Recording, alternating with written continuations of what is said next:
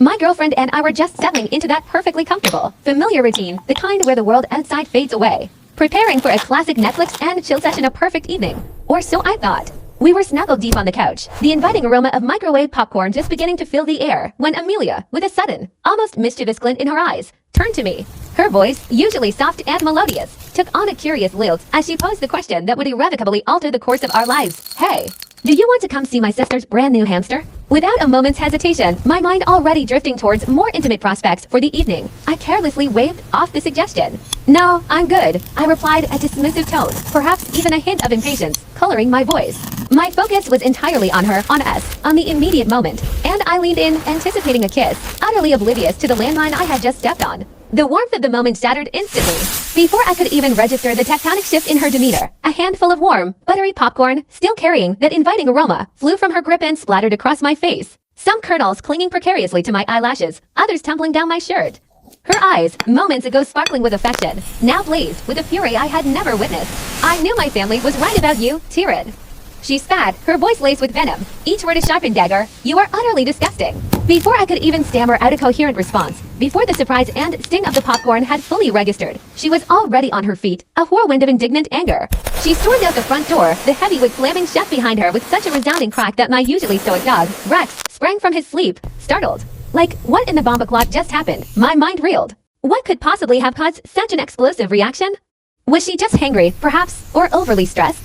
I tried to rationalize it, to find some semblance of logic in the chaos. So I waited until I knew she must have returned home, figuring a little space would cool her temper. Then, in a grand gesture of appeasement, I DoorDashed her an entire feast from Wingstop, her absolute favorite. 30 agonizing minutes later, instead of a thank you or even a grudging acceptance, my phone buzzed with a series of notifications. She had blocked me on every single platform, texts, calls. Social media, utterly, completely cut off. After a few excruciating hours of bewildered silence and frantic replaying of the evening's events, the post-nut clarity, as they say, finally hit me with the force of a freight train. It wasn't about the popcorn or being hangry. Oh, how painfully obvious it suddenly became. I was a truly shitty boyfriend. Amelia, my sweet, animal-loving Amelia, was absolutely obsessed with all creatures great and small, and I had, for reasons I couldn't even articulate now, turned down a chance to meet her sister's new pet, a tiny, innocent hamster. It was such a trivial thing, yet in that moment of blinding arrogance, I had dismissed something she clearly cared about. So, first thing the very next morning, before the sun had even fully climbed into the sky, I set out on a mission of redemption. I drove straight to the nearest pet store and adopted the most adorable, tiny brown hamster I could find. I named him Brownie, not because I possess any great creative flair, but simply because he was, well, brown. It felt like a small, albeit desperate, step towards making things right. With Brownie nestled securely in his travel cage, a hopeful smile plastered on my face, I drove to her apartment. My heart pounded with a mix of anxiety and anticipation.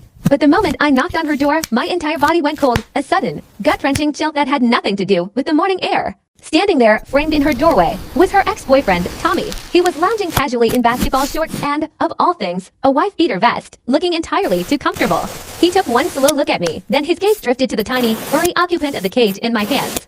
A faint, almost pitying smirk touched his lips. Sorry, bro, he mumbled, his voice devoid of any real apology, before, with an almost deliberate lack of ceremony, he slammed the door shut, leaving me standing there, dumbfounded. I just stood there like a complete idiot, the cold red seeping into my bones, desperately trying to process the surreal nightmare that had just unfolded. Brownie, as if sensing the profound shift in my emotional state, let out a tiny, inquisitive squeak from his cage. It was in that agonizing moment of stunned silence that the true enormity of my situation hit me. Not only had I just lost the love of my life over a rodent, a tiny, innocent creature, but we were supposed to sign a lease for our new apartment in 2 days. A lease for which we had already put down a staggering $30,000 non-refundable deposit.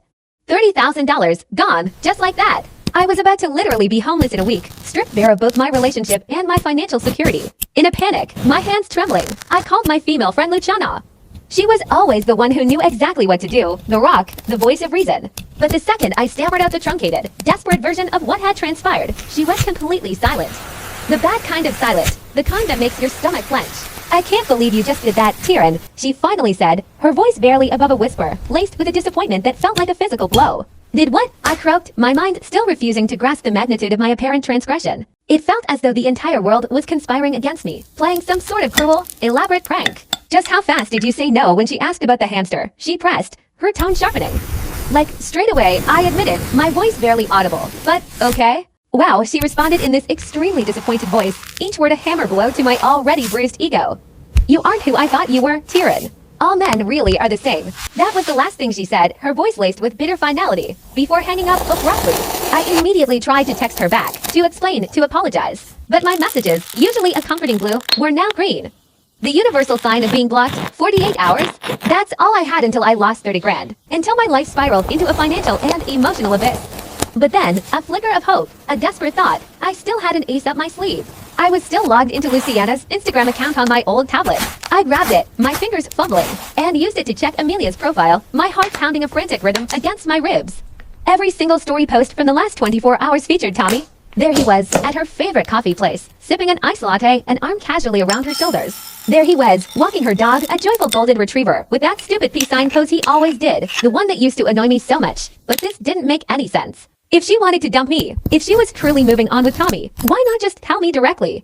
Why use such a bizarre, circuitous route involving a non-existent hamster? And then, as I scrolled further, past the recent posts that screamed new couple alert, I saw it. Her Amazon wish list was still populated with a selection of couples' Halloween costumes, added just 3 days ago. More tellingly, her Pinterest board, usually a treasure trove of future plans, had been updated literally yesterday with a plethora of fall wedding ideas with Tyrion, with me. She hadn't been preparing for a breakup at all. This wasn't a calculated move on her part. The hamster thing wasn't just a convenient excuse she'd conjured up to get rid of me. It was something else entirely. I was just about to frantically try and text Amelia again, to make one last desperate attempt to reach her, when my phone rang. It was my mom. I can't believe what you did, Tyrion. Her voice, usually so full of warmth, was now icy cold, laced with a profound disappointment that cut deeper than any anger. I'm extremely disappointed in you, Mom. Wait, I started. But before I could utter another word, a sharp beep signaled the line had gone dead. My hands were shaking uncontrollably when another text came through, this time from my boy Malik. Dude, you really messed up? It read. She's devastated. And of course, when I tried to call him to ask him, what the freak is going on, he ghosted me too. 1 day left. One single day until I was utterly homeless, until my life as I knew it ceased to exist. I waited until morning, until the first rays of dawn pierced through my blinds, before texting Lucy, Amelia's cousin. Lucy always thought I was funny, always had a soft spot for me. I decided to cut straight to the point, no preamble, no apologies. Does your sister need help taking care of her hamster? I typed, my heart pounding a frantic rhythm against my ribs. The typing bubbles appeared and disappeared 5 times, a torturous dance of uncertainty, before she finally wrote back, Tyrion, are you okay? What the hell are you talking about? It felt as though someone had physically slapped me across the face, a cold, hard blow that stole my breath. Turns out there was never any hamster. The realization hit me with the force of a tidal wave. Even Brownie, nestled in his cage beside me, seemed to sense the unraveling of my world, squeaking louder than usual, as if in protest or confusion. I had less than a day to go until the lease signing, until my life imploded. I was losing my mind, driving in circles around town, my thoughts a frantic, jumbled mess, when I spotted her car at the Shell station. Except, she wasn't pumping the gas, Tommy was. He walked over, a strange, almost sympathetic look on his face, and actually dapped me up, palm to palm. Hey, no hard feelings, Brusky, he said, a hollow ring to his voice. I left him hanging, my hand frozen in midair. Hard feelings about what exactly? I demanded, my voice barely a strained whisper. He laughed, but not in a mean way. More like he felt genuinely sorry for me, a laugh tinged with a tragic understanding. Listen, bro, he began, lowering his voice conspiratorially. It took me months to figure out their loyalty test system. They have this weird, unspoken rule where every family member has to ask their partner for one weird favor. Say no once, and you're out, forever. I resisted the primal urge to clock him, to land a punch squarely on his smug, knowing face. What in the world are you talking about? I ground out, my knuckles wide on the steering wheel. The hamster, he explained, his gaze unwavering.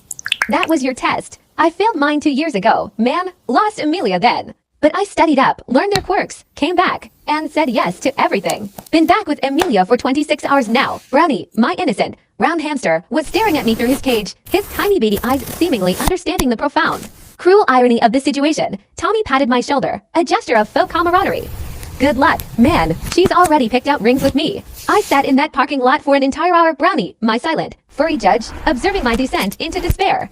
That's when it finally hit me, a sudden, blinding flash of insight. Tommy knew exactly how their system worked, not because he was naturally perceptive, but because he studied it, meticulously, diligently. But in his moment of gloating, he'd also just handed me the complete playbook.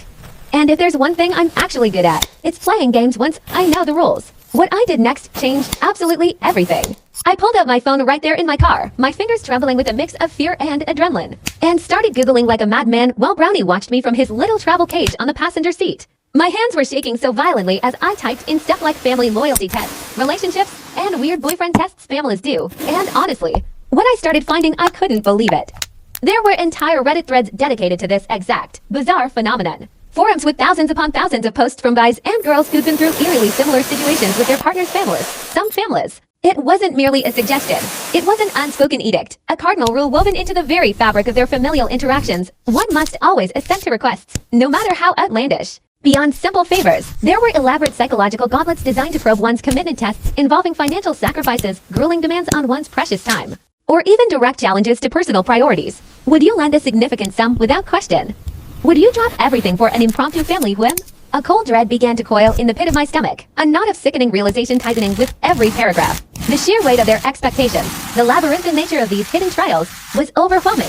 My fingers flew across the screen, frantically capturing every scrap of information, screenshots piling up in my photo gallery. I clung to any mention of how to pass or second chances, a desperate flicker of hope igniting that perhaps, just perhaps, I could crack their enigmatic code, decipher the specific, unwritten tenets of their loyalty doctrine. 20 agonizing minutes melted away as I devoured these chilling accounts, veritable horror stories of relationships crumbling, not over grand betrayals, but seemingly innocuous transgressions, a polite refusal to cast at a particularly demanding feline, an unwitting absence from a distant cousin's unremarkable birthday bash. It became terrifyingly clear. I was navigating a minefield blindfolded, and I absolutely needed an insider's map. My thoughts immediately turned to Lucy.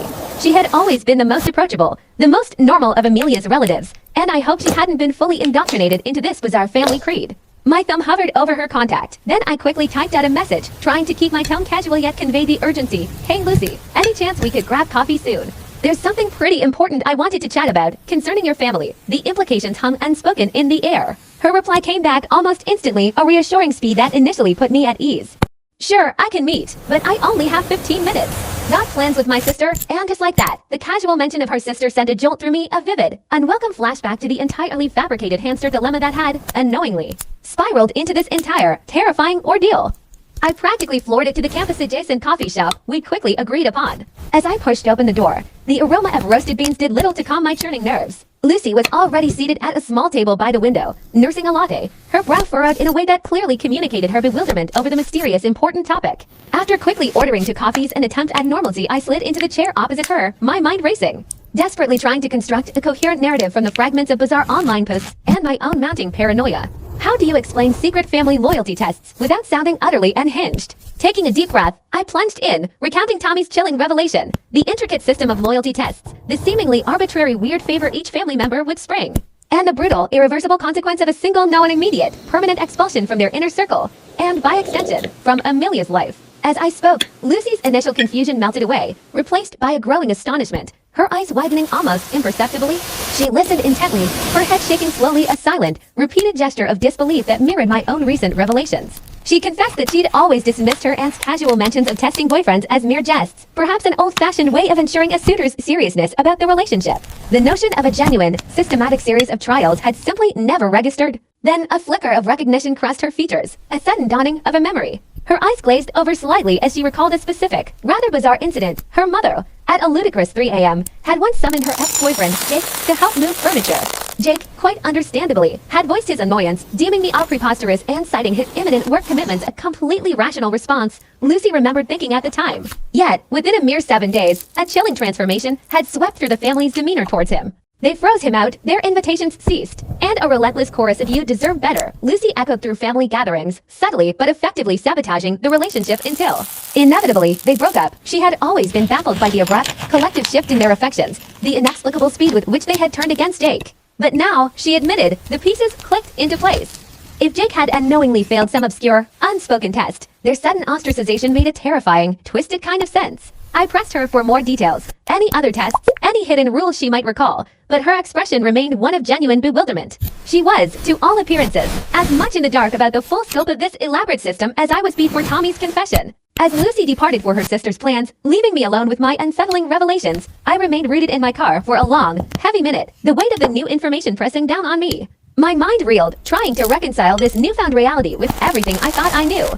One thing was crystal clear. I needed to speak to Luciana. She, it seemed, was undoubtedly an architect, or at least a high-ranking official, in this peculiar family regime. I drove directly to Luciana's apartment, my knuckles rapping against her door for what felt like an eternity of full 5 minutes, at least before she finally opened it. Her face was a mask of palpable annoyance, a clear sign that my unannounced arrival, especially after she'd likely blocked my calls and texts, was anything but welcome. I launched into a rapid-fire explanation of the loyalty test system, emphasizing my complete ignorance when Amelia had posed her seemingly innocuous hamster question.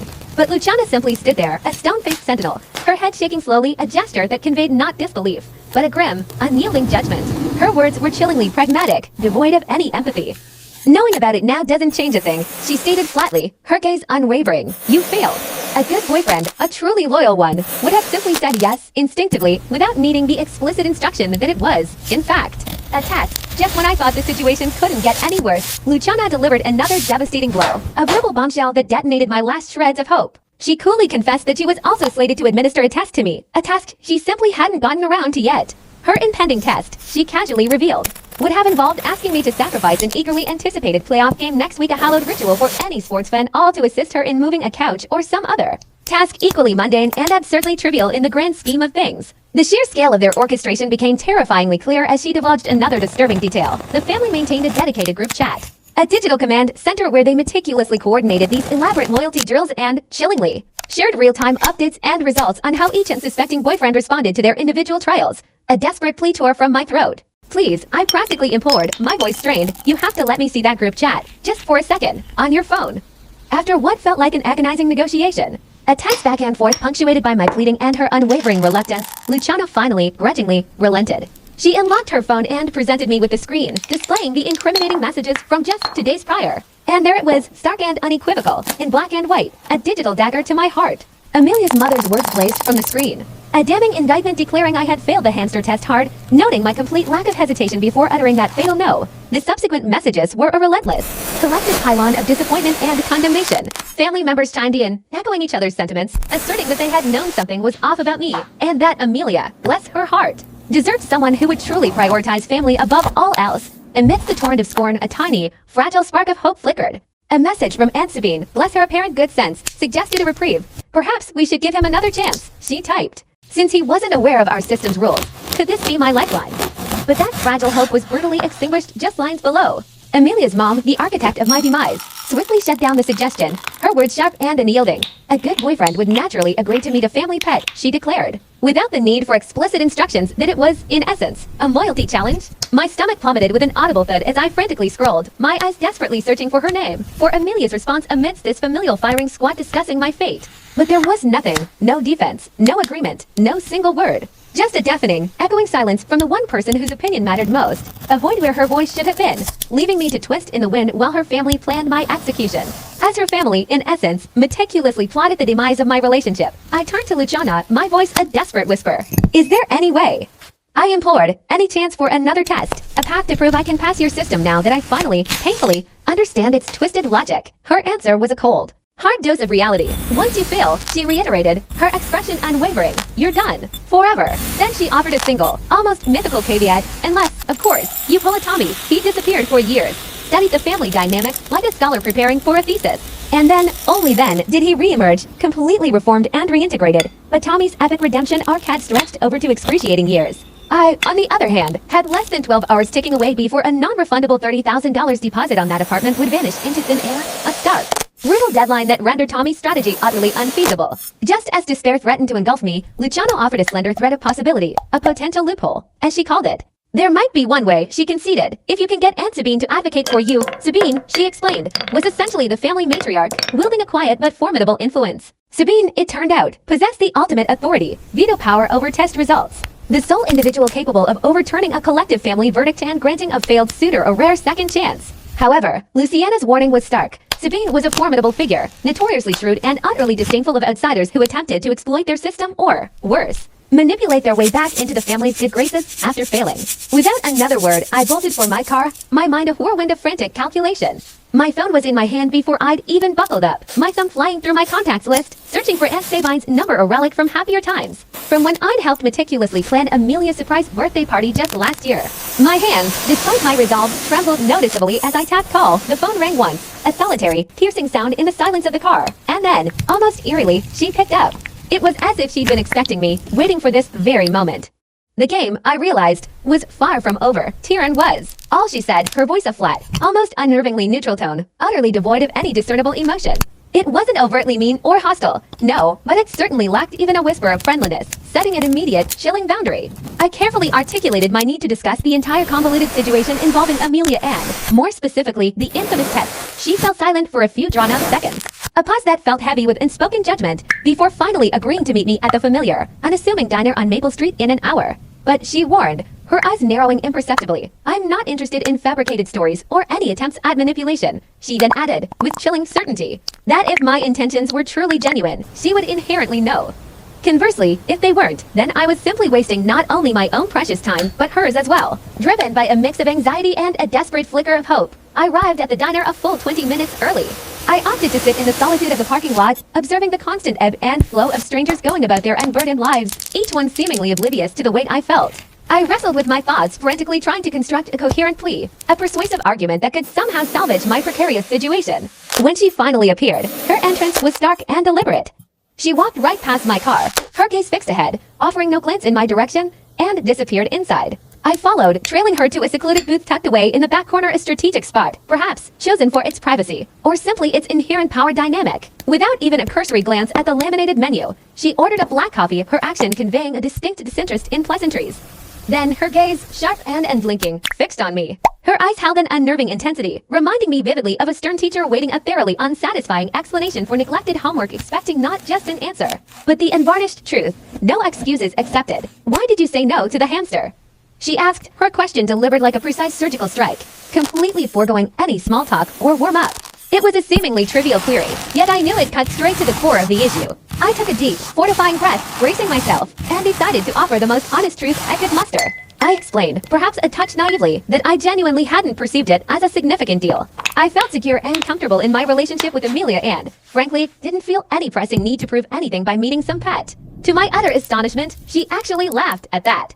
The sound, unexpected and slightly sardonic, completely caught me off guard. She declared it the most honest answer she'd ever heard from someone who had, in her estimation, unequivocally failed a test. Then her demeanor shifted, and she began to explain the deeply personal origins of this elaborate test system. It had, she revealed, been born from a profound betrayal. Her sister's husband had abruptly left her for his secretary after 15 years of marriage. Nobody had seen it coming, she emphasized, because he had always presented such a meticulously crafted facade, seeming utterly perfect, consistently doing all the right things in public.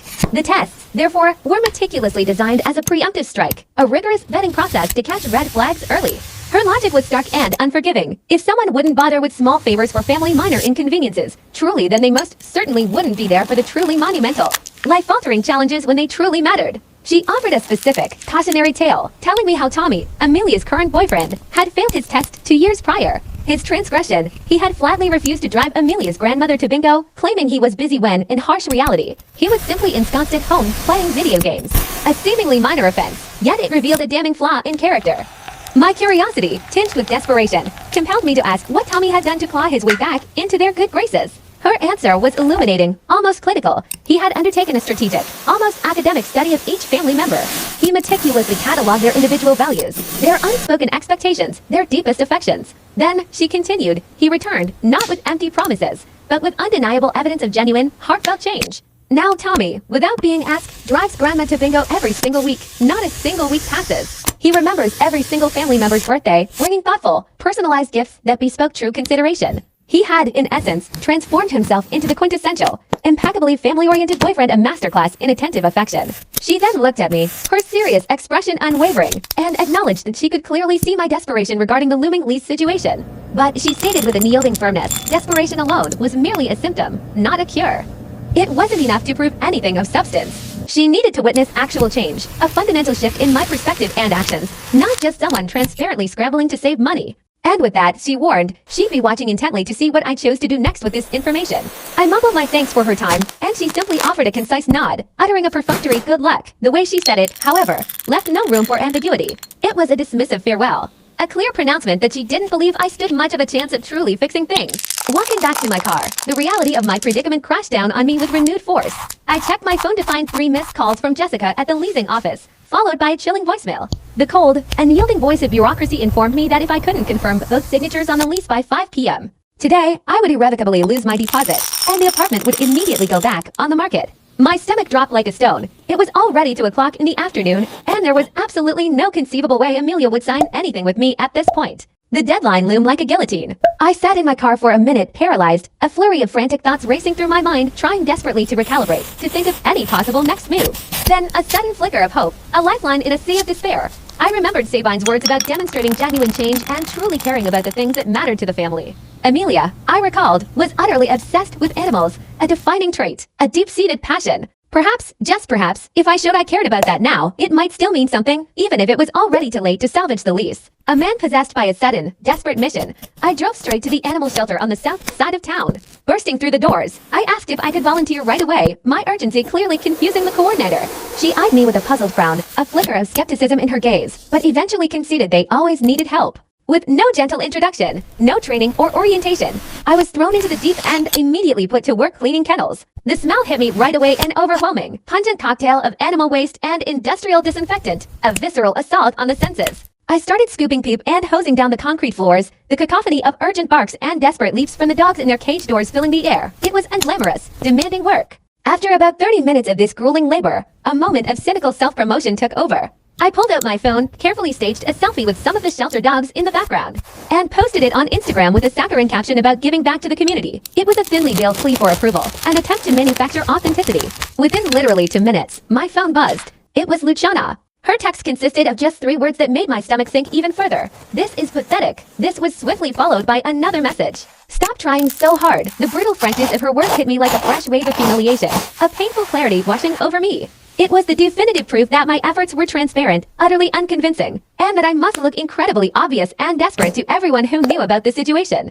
Then, my phone buzzed again, this time with a text from Tommy. I almost dropped it when I read his message. Not only had he seen my shelter post, but he had also unequivocally declared it not genuine and, to my utter horror, he added that Amelia knew I was using Luciana's account to watch her stories. The double revelation was a gut punch. Not only was my genuine effort exposed as fake, but my subterfuge, my petty machinations, were also entirely known.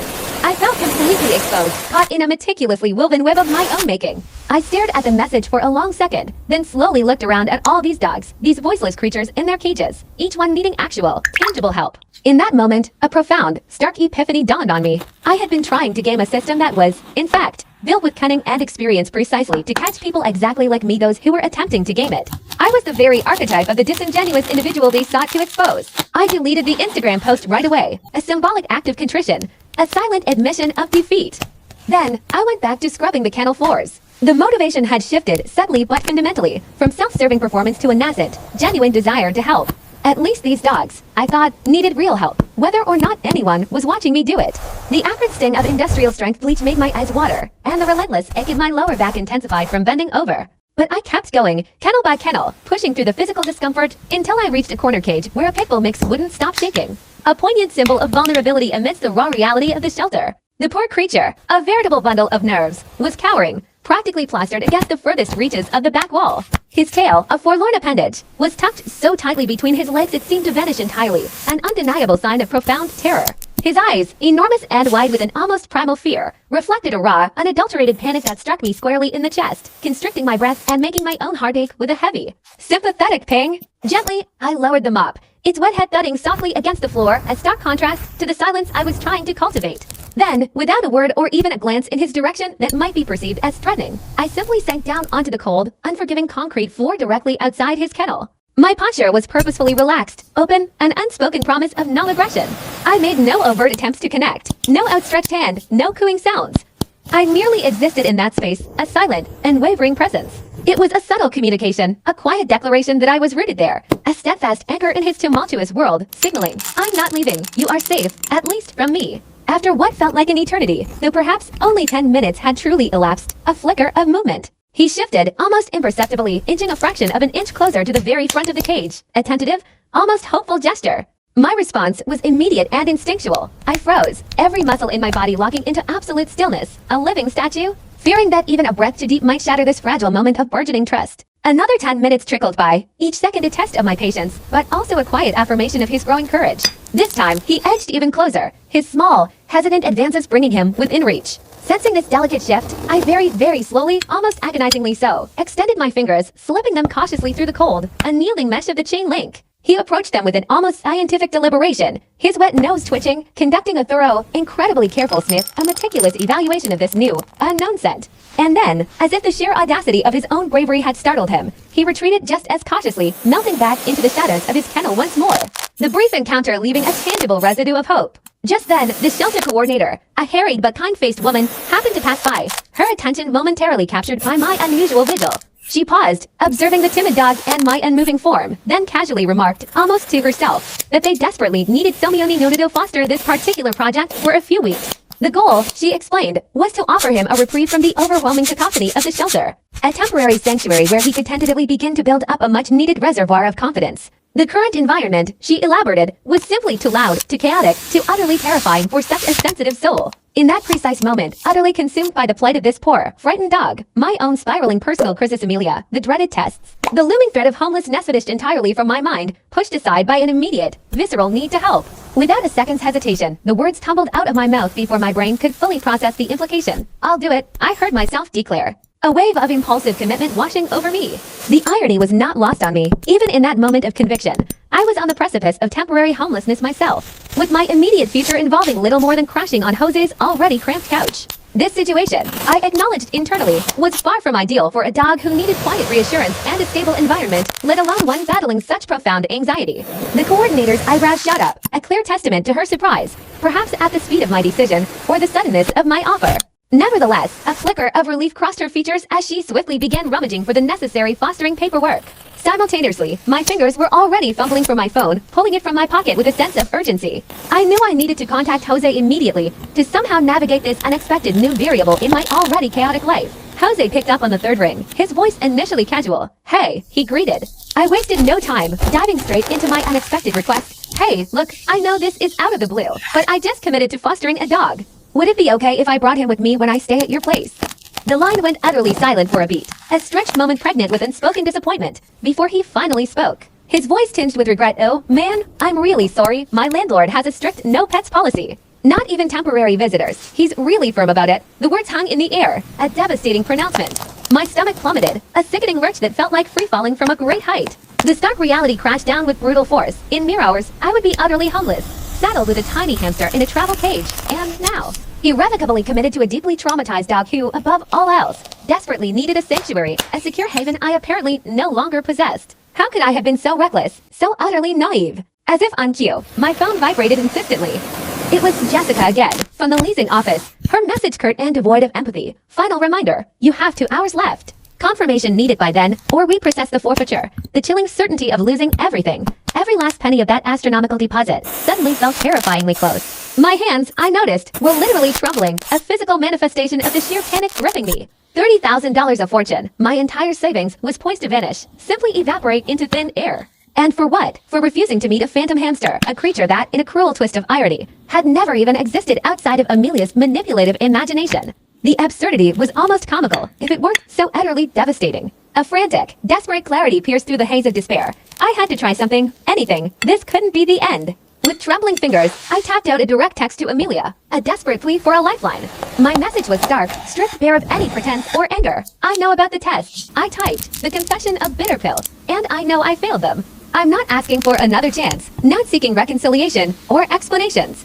Just please, for the love of everything, sign the lease cancellation. If we act now, we might still salvage some of the deposit through the early termination clause. It was a last-ditch effort, a desperate gamble. Her reply flashed onto my screen almost instantly, a cruel swiftness that sent a fresh wave of dread through me. My heart, already a heavy anchor in my chest, sank further, plummeting into a chasm of despair as I read her cold, unequivocal words. There was no early termination clause.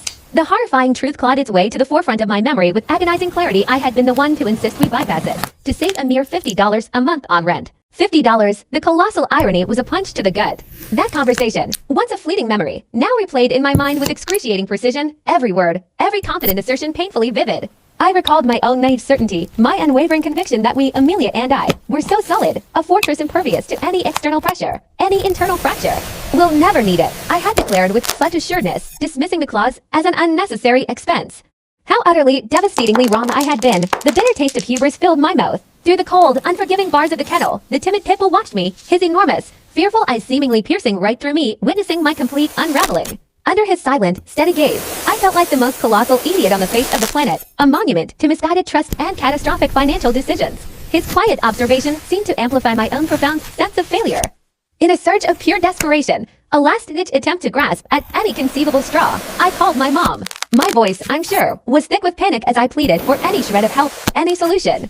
Perhaps she could somehow take over the lease, I stammered, or find someone else, a miraculous white knight to rescue me from this impending financial abyss. Her reply was swift, gentle but firm. Honey, I simply can't afford it. Then, with a familiar, weary sigh, she delivered the predictable, devastating I told you so, reminding me, with a quiet sting, of her initial warnings about rushing headlong into things with Amelia, about my impetuous nature. She continued, her voice a distant, lecturing drone in my ear, reiterating her familiar refrain about my alleged inability to listen. My perennial habit of plunging recklessly into situations without proper forethought. But her words, though true, barely registered. I just sat there, slumped on the cold, hard shelter floor, a solitary figure amidst the distant barks and clanging gates, feeling the entire edifice of my life, me home, my relationship, my financial stability, my very future crumble and crash down around me, shards of shattered dreams raining everywhere. With a mere 90 minutes ticking away on the merciless clock before I truly lost every single thing, before the forfeiture became a grim, irreversible reality, I found myself behind the wheel, driving on autopilot, my destination, Amelia's apartment complex. My mind, however, was a chaotic jumble, utterly devoid of any coherent plan, any specific objective. I was operating purely on instinct, a desperate, primal urge to simply do something, anything, rather than passively surrender to the inevitable. As I pulled into the familiar parking lot, a wave of cold realization washed over me. There it was, Amelia's car, unmistakable. And parked right beside it, an even more damning sight, was Tommy's pickup truck. My gaze snapped to the two figures bustling around the vehicles. They were in the process of loading boxes, stack after stack, into her car's trunk, a scene that twisted a knot in my stomach tighter than any previous revelation. Amelia was wearing that old, faded college sweatshirt, the one I had so thoughtfully chosen and given her last Christmas, a seemingly innocuous detail that now felt like a cruel barb. And Tommy was carrying the very lamp one we had painstakingly picked out together during a seemingly idyllic trip to Target, debating finish and styles, imagining it lighting our shared future. Each item, once a symbol of our connection, now felt like a punch to the gut, a vivid, tangible sign of betrayal. They were engaged in an animated conversation, their voices light, punctuated by easy laughter, a carefree symphony that grated against my raw nerves. And Amelia looked genuinely radiant, a happiness radiating from her that I hadn't witnessed in weeks, perhaps even months. The sight of her so clearly content, so obviously at ease with him, was a painful, undeniable confirmation of her detachment, her complete moving on. I remained frozen in my car, a silent, unseen spectator to this domestic tableau, watching them methodically pack away the remnants of what I thought was our life. With each box Tommy lifted, with each item Amelia placed into the trunk, the undeniable, crushing realization solidified. She wasn't just leaving, she was, beyond a shadow of a doubt, already moving in with him, erasing me from her narrative with ruthless efficiency. Beside me, on the passenger seat, Brownie, oblivious to the human drama unfolding, emitted a series of tiny, almost imperceptible squeaking sounds from his travel cage, a small, fragile life utterly dependent on me. His innocent noises only served to amplify the utterly overwhelming, suffocating despair. What on earth was I going to do? How was I supposed to care for a hamster, let alone potentially a frightened foster dog, when I myself was staring down the barrel of homelessness, utterly devoid of a safe, stable place to even sleep? The digital clock on my dashboard glared menacingly, a stark red reminder, 87 minutes. 87 minutes until the absolute, irrevocable deadline. A cold, hard resolve solidified in my gut. I simply had to do something. The alternative was unthinkable. Yet, watching them move with such ease, such synchronized intimacy, loading her belongings into her car with him at her side, a brutal, undeniable truth settled upon me. That particular ship, our ship, had not merely sailed. It had long since vanished over the horizon, leaving me stranded on an empty shore. Tommy, with a casual, almost proprietorial air, closed the trunk with a decisive thud. Then, as if it were the most natural thing in the world, he draped his arm possessively around Amelia's shoulder. Together, a picture of effortless intimacy, they turned and walked back toward the apartment building, presumably to retrieve more boxes, leaving me a solitary, heartbroken witness to their shared future. A fleeting, desperate thought flickered. Get out of the car, confront them, talk to her. But the impulse died almost immediately, suffocated by an overwhelming sense of futility. What was the point? What words could possibly change anything when she had so clearly, so definitively moved on? What good would a dramatic confrontation do when I was, in a matter of minutes, about to lose $30,000, my life savings, my entire sense of security? My phone buzzed again, an unwelcome tremor in my hand. It was Jessica, her text a chillingly punctual reminder. Final confirmation needed now. I simply stared at the illuminated screen, the words blurring. The stark reality of my situation crashing over me with absolute, sickening clarity. I was utterly, irrevocably screwed. There was no escape. My fingers, still trembling uncontrollably, reached for Brownie's travel cage, a small, fragile beacon of responsibility in my crumbling world. With a surge of desperate resolve, a final, defiant act against passive surrender, I pushed open the car door and stepped out. I wouldn't just sit there a silent victim and watch everything I had worked for disintegrate without at least attempting something, however futile it might seem. With a newfound, albeit shaky, determination, I started walking, deliberately crossing the expanse of the parking lot directly toward them. Amelia, ever alert, saw me first. Her entire posture stiffened instantaneously, her body tensing, shoulders squaring, as if bracing herself for an inevitable, unwelcome confrontation. A theatrical display of drama she clearly wished to avoid. Tommy, alerted by Amelia's sudden rigidity, slowly turned, a cardboard box filled with what appeared to be kitchen odds and ends cradled in his arms. And there it was, poking conspicuously from the top of the box, my old coffee maker, the one I had used every single morning, a mundane object now imbued with agonizing significance. The sight of it, so carelessly handled by him, sent another sharp, constricting pain through my chest, twisting the already tight knot of despair. With a gesture that felt both defiant and utterly vulnerable, I held up Brownie's travel cage, the little hamster still scurrying within. My voice, surprisingly steady despite the tremor in my hands, carried across the asphalt. Do you want him? I asked, the question loaded with unspoken history. I got him thinking about you. You know, trying to fix things after the whole hamster mess. The words were a bitter admission, a final, desperate offering of reconciliation wrapped in a tiny, furry package. Her gaze dropped to the small, round hamster, a frantic blur on its miniature wheel, completely oblivious to the emotional tempest raging around it. For a fleeting, almost imperceptible moment, perhaps 2 seconds, now Maury Amelia's face performed a strange metamorphosis. A flicker of something akin to genuine softness, a ghost of tenderness, touched her features, only to vanish instantly, replaced by the same impenetrable hardness that had become her default expression in recent weeks.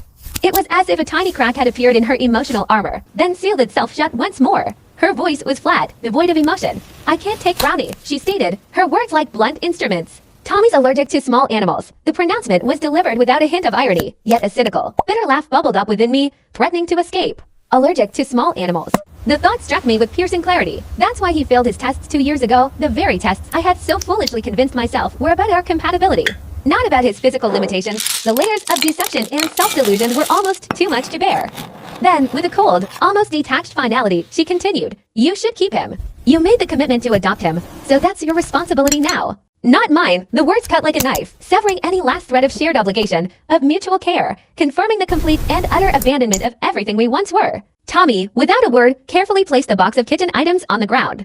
Then, with a casual but firm grip, he took my arm and gently, yet unmistakably, pulled me a few paces aside, away from Amelia, who had already turned and retreated back into the anonymous confines of the apartment building. As he drew closer, an overpowering wave of his cologne assaulted my senses, a scent far too potent, too aggressively applied. As if he had doused himself with the entire bottle in a misguided attempt to project masculinity.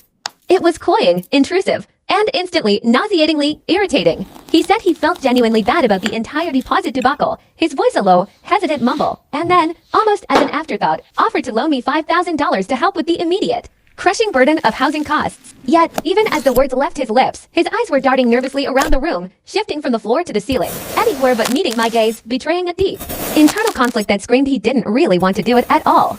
It was a telltale sign of his true reluctance, a silent scream of obligation.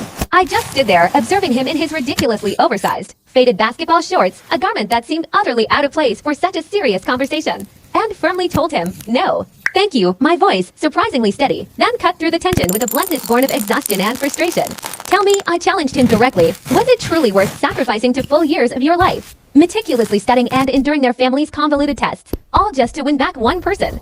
My rhetorical question hung in the air, heavy with the weight of my own recent experiences. His face visibly sagged, etched with a profound weariness that seemed to have settled deep into his bones. He confessed that some days, he wasn't entirely sure if it was, but then, his gaze distant, he added that he loved her enough to continue playing by their archaic, often cruel rules. That declaration, delivered with such a palpable sense of resignation, struck me as perhaps the most heartbreakingly sad thing I had ever heard in my entire life. Like a mournful echo of a dream long given up. Turning away from that depressing scene, I trudged back to my car, each step feeling heavy, weighted down by disappointment.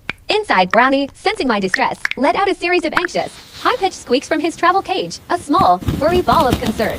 I checked my phone, and the glowing screen starkly displayed 71 minutes left until the deadline, a digital countdown that made my stomach clench even tighter, sending a fresh wave of nausea through me, confirming the abyss I was teetering on the edge of. Slumping into the driver's seat, the worn fabric offering little comfort, I immediately dialed Jessica.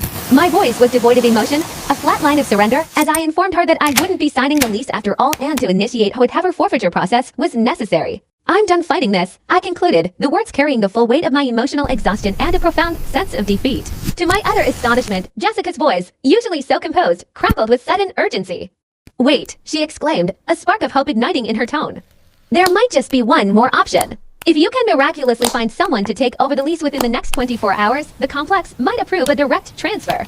And you'd only be on the hook for a $5,000 transfer fee." My mind immediately scrambled to grasp the implications. $5,000. That was a devastating amount, yes, but it was astronomically better than the catastrophic financial black hole of losing $30,000 outright. It felt like escaping the clutches of a monstrous financial beast with only a significant, but not life-ending, bite. Overwhelmed with a surge of renewed, if fragile, determination, I profusely thanked her and immediately launched into a frantic online campaign.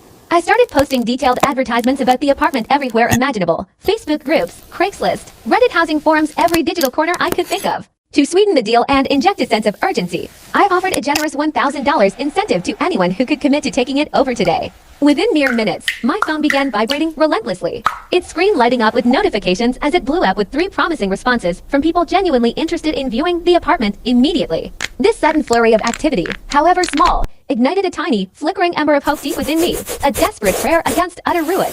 The first couple arrived a mere 20 minutes later, radiating enthusiasm. They absolutely adored the apartment, cooing over the spacious layout and the modern finish, and, to my immense relief, boasted impeccable credit scores. But then came the familiar, crushing caveat: they wanted to move in next month, a timeline that, while perfectly reasonable for them, offered precisely zero help to my immediate ticking clock predicament. The second person was a young man who, despite his keen interest, openly admitted he couldn't afford the rent alone and repeatedly inquired if he could simply find a roommate later. Jessica, ever the professional, gently but firmly explained that this wouldn't satisfy the complex's requirements for a direct lease transfer, dashing another sliver of hope. Then came the third guy, who immediately set off all my internal alarms. He exuded an undeniably strange, almost predatory vibe, and his questions veered sharply away from the practicalities of the apartment itself. Instead, he kept asking, with a discomforting persistence, if Amelia would still be living around the complex, and, even more disturbingly, if she was single now. Each intrusive query tightened a knot of pure rage in my stomach, making me want to reach across the table and physically punch him. I was sitting in the sterile, fluorescent-lit leasing office, the last vestiges of my hope dwindling, ready to throw in the towel and accept my fate, when my phone buzzed with a text from Lucy. Her message was a beacon in the gloom. Her co-worker had just, rather dramatically, broken up with her boyfriend and was in absolutely desperate need of a new place today. Lucy assured me that the girl had excellent credit and a stable income and, almost unbelievably, could meet us at the leasing office in a mere 20 minutes if that worked for our tight schedule. I practically lunged at my phone, typing out a fervent, "Yes, please," with a desperate urgency that belied my usual composure. Precisely 22 minutes later, as if on cue, a poised woman named Marina walked through the door. She was a vision of efficiency, armed with a crisp cashier's check and a perfectly organized folder of paperwork, clearly ready to sign immediately, no questions asked. Jessica, moving with the speed and precision born of long experience, processed the lease transfer right there at the counter with almost dizzying swiftness. In the end, I only lost a total of $6,000, a significant financial blow, to be sure, one that stung deeply. But crucially, it didn't completely obliterate my life savings or destroy my future. Marina extended a firm hand, her grip confident, and said, with a genuine smile, "Thanks for the opportunity," as I handed her the keys, their metallic weight feeling strangely light in my palm. A profound sense of relief washed over me, like the cool breath of a storm finally passing. I felt, in that moment, as though I had just miraculously dodged the biggest, most catastrophic bullet of my entire life. Just as I was stepping out of the leasing office, feeling a lightness in my stride I hadn't known in days, the front door swung open. Amelia walked in, her usual composed demeanor somewhat ruffled, with Tommy trailing right behind her, burdened by a thick folder of paperwork. Her steps faltered, she stopped dead in her tracks the moment her eyes met mine, then immediately flickered to Marina, who was still standing at the counter, calmly filling out her move-in checklist, blissfully unaware of the silent drama unfolding. Tommy, sensing the sudden tension, shifted his weight awkwardly from foot to foot, his gaze darting between all of us like a nervous pendulum. Amelia's face, meanwhile, cycled through an astonishing 5 different expressions in the span of maybe 2 seconds: surprise, confusion, anger, a flash of realization, and then a tightening of her jaw that hinted at deep frustration. Marina, still oblivious, offered them a polite, friendly wave before returning to her paperwork, completely unaware of their identities. Jessica, ever the professional, calmly called Amelia and Tommy over to the other desk, ushering them away from the unspoken confrontation. As Amelia sat down, she kept glancing back at me, her eyes narrowed, and I could practically feel her mind working overtime, desperately trying to unravel the mystery of how I had managed to escape such utter ruin without her presumed help. Without uttering a single word, I simply turned and walked away, driving straight to Jose's place. He, being the incredible friend he is, had already started clearing out his spare room, making space for me and Brownie. We spent the next 3 hours in a flurry of activity, moving all my belongings from my old apartment using his trusty truck. The physical labor a welcome distraction. By midnight, utterly exhausted but with a strange sense of peace, I was lying on an air mattress in Jose's spare room, listening to Brownie's contented squeaks as he explored his new temporary kingdom, running around excitedly in his favorite ball. Jose, ever thoughtful, brought me a cold beer and casually mentioned that his own lease was up in 2 months. He added, with a hopeful glint in his eye, that if I could get my finances sorted out, we might consider finding a place together, as his current roommate situation wasn't exactly working out. It was a simple offer, but it sounded like a genuine lifeline, a promise of stability and companionship. Anyway, the very next morning, instead of wallowing, I made my way back to the animal shelter. I had promised to help with a particularly scared pit bull, a gentle giant cowering in the back of his kennel. For 4 hours, I simply sat quietly in his kennel, reading a book, allowing him to slowly, tentatively, get used to my presence, my stillness a silent invitation. Every single day that week, I returned, performing the exact same ritual, sitting, reading, waiting. I didn't take any photos, didn't post a single thing about it online. It was a private, personal mission. And by Friday, a small miracle occurred. He actually let me pet him, a cautious, trembling touch that felt like a monumental achievement. The shelter coordinator, noticing our progress, asked if I wanted to make it a regular volunteer gig, and I unequivocally said yes. Witnessing that dog transform from a shaking, terrified creature huddled in the corner to a happy, tail-wagging bundle of joy whenever he saw me felt infinitely more rewarding, more profound than any number of Instagram likes ever could. Saturday morning brought another wave of good news. A loving family came in, specifically looking for a dog, and instantly fell head over heels for him. I had the immense pleasure of helping them with the adoption paperwork, feeling a warmth spread through me as I saw his journey come full circle. Later that day, they even sent me a video of him gleefully playing in their backyard, a vivid testament to his new, happy life. That same afternoon, my phone buzzed with an incoming text from Aunt Sabine. Her message, relayed through the family's ever-present grapevine, stated that she'd heard I handled the lease situation with a surprising level of maturity. And she'd also heard I hadn't taken Tommy's money, which, in her assessment, showed character. I read the text twice, letting the implied judgment and backhanded compliment sink in, then promptly deleted it without a single response. The old me might have sought her approval, might have felt a flicker of validation, but not anymore. I wasn't doing things for their approval, not anymore. She could think whatever she wanted, her opinion no longer held any sway over me. 2 weeks drifted by in a comforting blur of routine. I focused on my regular job during the week and dedicated my weekends to volunteering at the animal shelter, finding a quiet sense of purpose in the simple acts of kindness. Then, out of the blue, Luciana texted me, a sudden apology for her earlier harshness. She followed up with a call, her voice tinged with a new, sober understanding. She explained that the family's infamous test system had spiraled wildly out of control, citing a very specific, impactful example. Lucy's boyfriend had just discovered the truth about these manipulative tests and had immediately, unequivocally, dumped her, declaring he wanted absolutely nothing to do with that kind of emotional manipulation. Luciana then confided that, because of this, more and more people were finally starting to question if the tests were ever worth sacrificing genuine, meaningful relationships over. Yet, Amelia's mom, with an unwavering conviction that bordered on dismissiveness, was effectively doubling down on her stance, proudly proclaiming that this elaborate system was functioning precisely as intended, serving as an efficient filter to weed out weak partners from their exclusive family circle. I distinctly recall telling Luciana, with a heavy sigh that carried the weight of my own recent heartbreak, that it was truly fine, and that I profoundly understood the visceral, perhaps even furious, way she had reacted to the whole bizarre debacle. But, I added, my voice firmer than I felt, my decision was made. I was resolutely moving on with my life, closing that chapter for good. Just a few days following that poignant conversation, my phone buzzed with an unexpected message. It was Malik. He had hit me up, as he put it, saying he'd apparently heard through the grapevine that I was dedicating my weekends to volunteering at the local animal shelter. His daughter, he explained, had a birthday fast approaching and had set her heart on getting a cat, a furry companion to call her own. That very weekend, I made arrangements to meet them at the bustling, yet heartwarming, shelter. Amidst the cheerful chaos of meowing cats and wagging tails, I helped them navigate the aisles of potential pets, and there, nestled in a sunbeam, we found him, a charming, fluffy orange tabby. The connection was instantaneous and undeniable.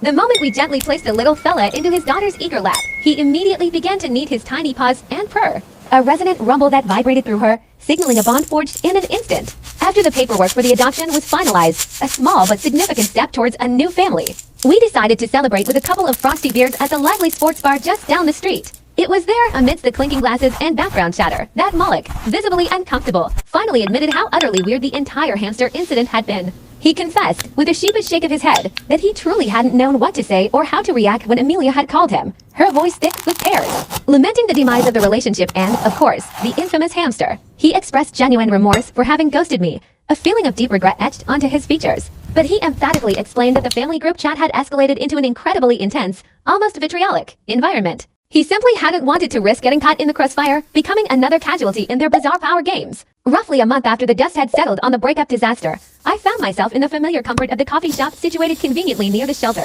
patiently waiting for my usual comforting order. As I turned around, perhaps to glance out the window, my eyes landed on a solitary figure at a corner table, Amelia. She sat there, amidst a sprawling landscape of textbooks and a half-closed laptop, a picture of studious contemplation.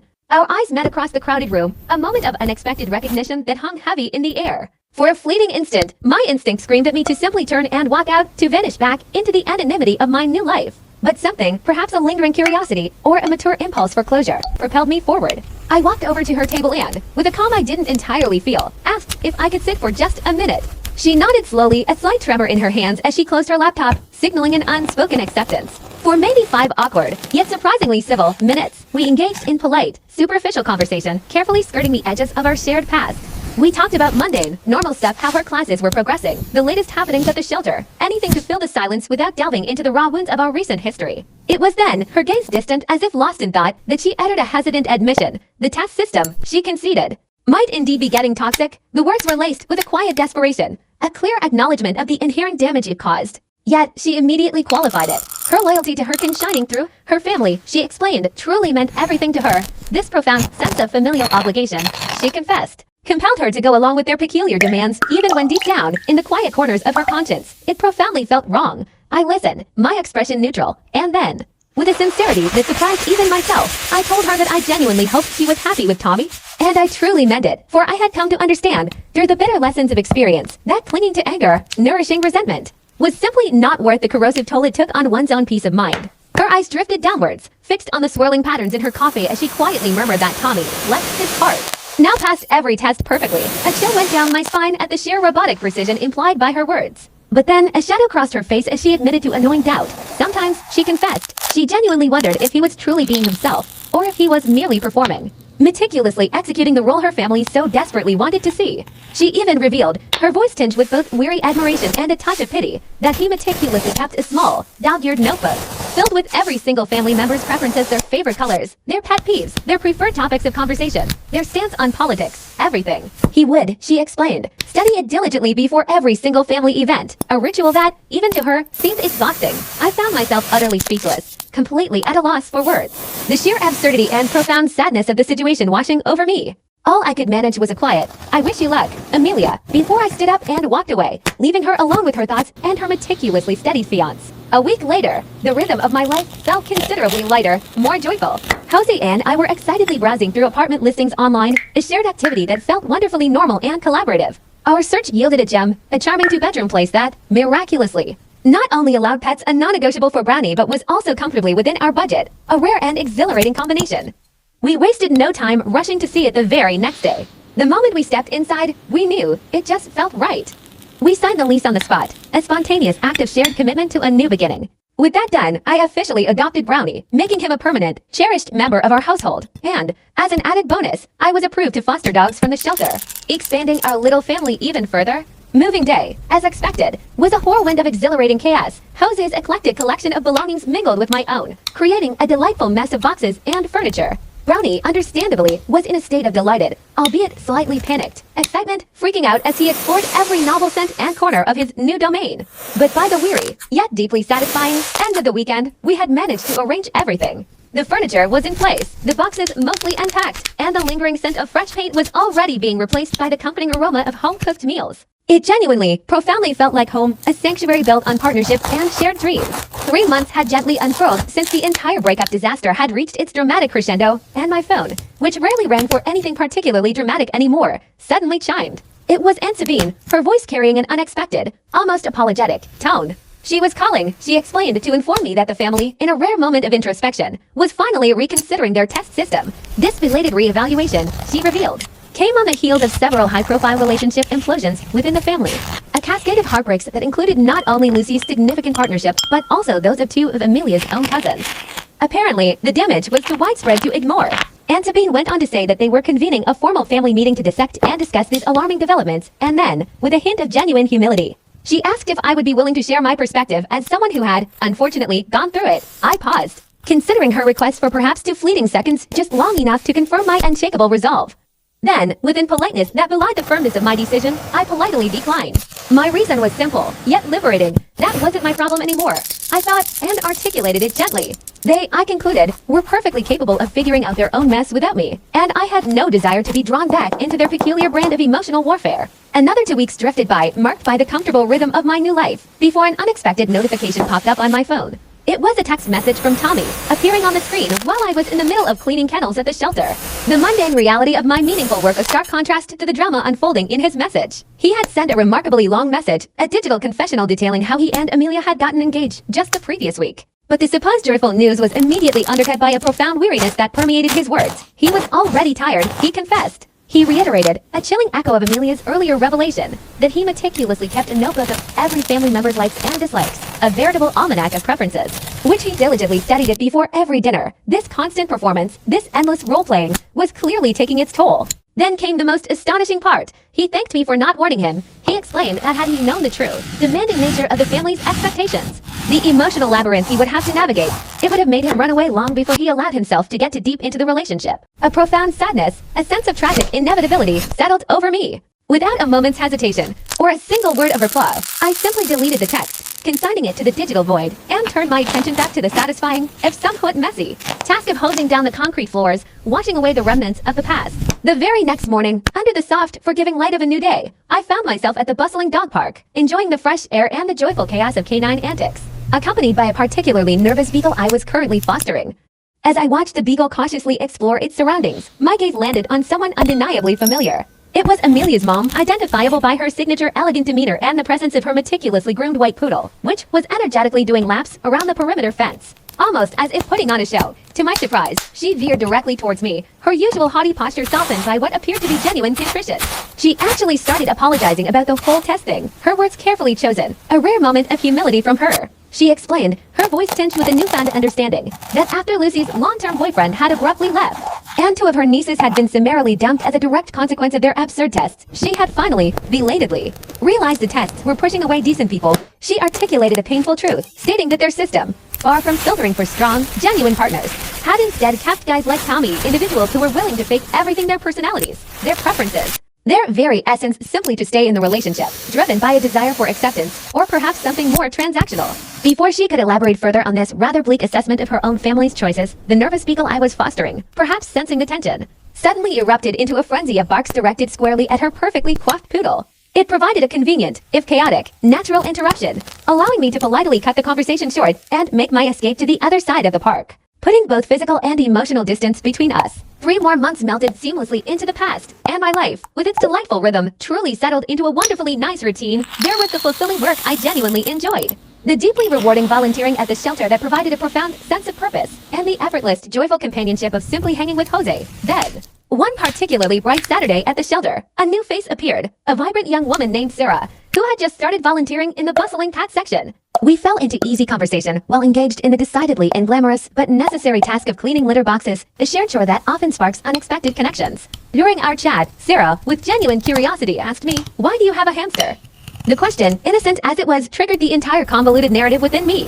I found myself, with a newfound sense of detachment and even a touch of bemused exasperation, recounting the whole stupid story, the ludicrous fake hamster test, and the staggering, truly mind-boggling sum of losing $30,000. As I detailed the absurdities, her initial surprise gave way to sheer, unadulterated amusement. She laughed so hard, a genuine, belly-aching laugh, that she literally had to sit down on the floor right there amidst the cat cages, wiping tears of mirth from her eyes. After our volunteer shift, a new ritual quickly formed. We started getting coffee together. Over lattes and shared smiles, she confided in me that her family was, refreshingly, super normal. Her parents, she explained, asked for utterly conventional things, like helping with groceries or lending a hand fixing their computer. There were, she assured me, no secret tests, no insidious group chats rating boyfriends, and absolutely no weird power games lurking beneath the surface of their everyday interactions. It was a revelation, a breath of fresh air that highlighted the stark contrast to the twisted realities I had endured. 6 glorious months after the entire Amelia disaster had finally, mercifully, run its course, Sarah and I were officially, joyfully together. And what struck me most profoundly was how incredibly easy it felt, a natural, flowing connection in a way that things had, quite simply, never did before. There were no hidden agendas, no convoluted expectations, just genuine, unburdened affection. Looking back at everything now, with the clarity that time and distance provide, I can vividly see that losing that substantial sum of $30,000 was, in a strange and paradoxical way, a crucial investment that taught me something important. It taught me a fundamental truth about self-worth and authenticity. Some games, no matter how enticing the perceived prize, are fundamentally not worth winning if you have to lose yourself to play them, if the cost is your integrity, your peace, your very identity. Brownie, my steadfast little companion, is still here, chirping his contented nighttime tunes from his cage right next to my bed, a comforting, familiar presence. Jose, too, proved to be an unequivocally solid roommate, the kind who, to my enduring delight, actually does his dishes without prompting. A small but significant testament to mutual respect and shared responsibility. The shelter work continues to provide me with something deeply meaningful to do on weekends, grounding me in purpose and compassion. And Sarah? She still insists, with a mischievous twinkle in her eye, that the hamster story gets funnier every time I tell it to someone new. A shared joke that bonds us and reminds me of how far I've come. Sometimes I've realized the biggest win isn't about triumphing over an opponent or accumulating material wealth, but simply knowing when to walk away, when to choose peace over petty victories, and when to truly embrace a life built on authenticity and genuine connection. Let's collectively step away from the ephemeral screens and simulated realities, truly beginning to inhabit the richness and demands of our actual lives. Isn't it time to transform passive observation into active participation, pursuing what genuinely matters rather than merely navigating the endless digital labyrinth? I'm genuinely thankful for the opportunity you've all given me to wander, to ponder, and indeed, to get delightfully lost alongside you within the intricate labyrinths of these strange twists and unexpected turns. From the perplexing dilemmas we dissected to the unconventional ideas we courageously explored, your collective presence made every surprising detour and illuminating insight all the more profound. Truly, it has been an exceptionally stimulating and profoundly rewarding experience to articulate my perspectives and lay bare my thoughts in such a receptive and dynamically engaging space. The tapestry woven from our diverse viewpoints has been nothing short of fascinating, hasn't it? If this journey of shared discovery, this exploration of intricate ideas, resonated with you as deeply as it did with me, a simple click to like this video would be a wonderful affirmation.